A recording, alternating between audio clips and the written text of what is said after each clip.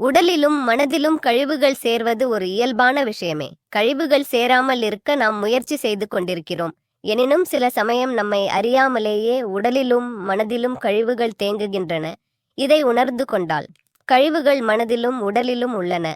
எனவே அந்த கழிவுகளை வெளியேற்றும் வழிமுறைகளை நாம் கண்டிப்பாக பின்பற்றுவோம். அதாவது, நான் ஏற்கனவே மிகவும் நல்லவன் என்று நினைத்து கொண்டால் நாம் செய்யும் காரியங்கள் அனைத்தும் நமக்கு நல்லதாகவே தெரியும். அப்படிப்பட்ட ஞான நிலையை அடைந்தவர்கள் வெகு சிலரே. எனவே நாம் சராசரி மனிதர்கள் என்பதை உணர்ந்து நம்மிடம் இருக்கும் தீய எண்ணங்களையும் தேவையில்லாத எண்ணங்களையும் உடலில் உள்ள கழிவுகளை வெளியேற்றுவதற்கு ஏதாவது ஒரு முறையை பின்பற்றியே ஆக வேண்டும். மனக்கழிவுகளை போக்குவதற்கு தியான பயிற்சியும் உடல் கழிவுகளை நீக்குவதற்கு பின்வருவனவற்றுள் ஏதாவது ஒன்றையும் முயற்சி செய்யலாம். உண்ணா நோன்பு. நமது தமிழ்நாட்டில் 1956ஆம் ஆண்டு சங்கரலிங்கனார் என்ற சுதந்திர போராட்ட வீரர் மதராஸ் ஸ்டேட் பெயரை தமிழ்நாடு என்று மாற்றக்கோரி சுமார் 76 நாட்கள் வரை உண்ணாவிரதம் இருந்து பின்பு உயிர் தியாகம் செய்தார்.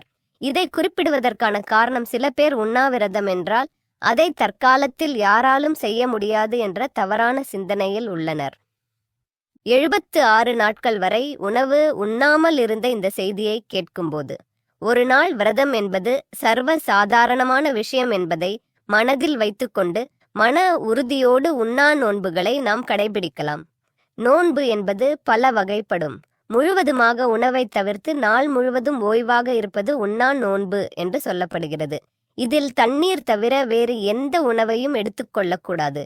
நோன்பு இருப்பவர்கள் கடைபிடிக்க வேண்டிய முக்கியமான விஷயம் என்னவென்றால், அன்று நாள் முழுவதும் ஓய்வாக இருக்க வேண்டும். புத்தகம் படிப்பது, வேலை செய்வது, தொலைக்காட்சி பார்ப்பது போன்ற எந்த ஒரு செயலையும் செய்யாமல் இருப்பது மிகவும் நல்லது. கண்களை மூடி அமைதியாக தியான நிலையிலோ அல்லது படுத்துக்கொண்டோ அல்லது மூச்சை கவனித்துக் கொண்டோ அமைதியாக இருக்கும் பட்சத்தில் உடல் தன் கழிவுகளை வெளியேற்றுவதற்கு மிகவும் உறுதுணையாக இருக்கும். அடுத்தபடியாக பழச்சாறு நோன்பு. இந்த வகையில் காலை முதல் மாலை வரை பழச்சாறுகளை மட்டுமே உணவாக எடுத்துக்கொள்வது. பசி எடுக்கும் போதெல்லாம் பழச்சாறுகளை போதிய அளவு எடுத்துக்கொண்டே இருப்பதால் உடலுக்கு தேவையான சக்தியையும் உடலில் ஏற்கனவே தேங்கியுள்ள கழிவுகளை வெளியேற்றுவதற்கும் உறுதுணையாக இருக்கும்.